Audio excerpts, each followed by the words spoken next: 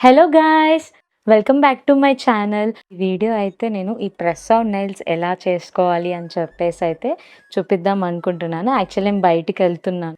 Time లేదని చెప్పేసి జెప్టోలో order చేశా. నాకు ఇది అరౌండ్ 190 పడింది. ఒకటి లైట్ షేడ్, ఒకటి డార్క్ షేడ్. ఇప్పుడైతే నేను డార్క్ షేడ్‌ది చూపిస్తాను. ఇలా ఒక స్టిక్ ఇచ్చారు. మనం ఇలా పుష్ చేసుకోవాలి. చిన్న బఫర్ ఇస్తారనమాట.